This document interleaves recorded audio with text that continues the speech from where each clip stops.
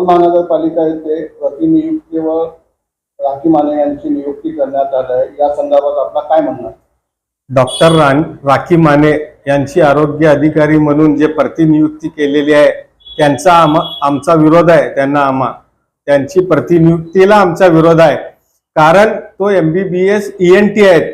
ENT म्हणजे कान नाक घसा तज्ञ, आणि हे जे पोस्ट आहे आरोग्य अधिकारीची ते MBBS DPH किंवा MPH PSM अशी डिग्री पाहिजे। हे डिग्री त्यांच्याकडे नाही आहे। त्यांच्याकडे जे डिग्री आहे ते क्लिनिक मध्ये बसून OPD मध्ये बसून पेशंटांना तपासणी करू शकते, आणि आरोग्य अधिकारी हे मोठी पोस्ट आहे।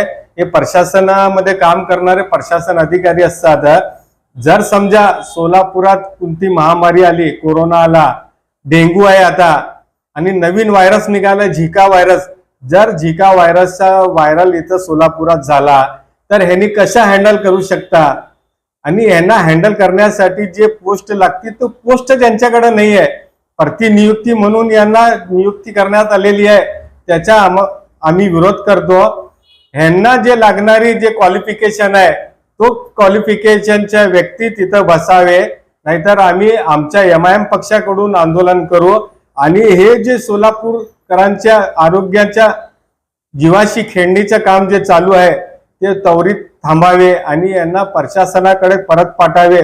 जर समजा इथं आता डेंग्यू आहे, डेंग्यूचे पेशंट आहेत, यांनी कसं काम करणार, कसं हँडल करणार?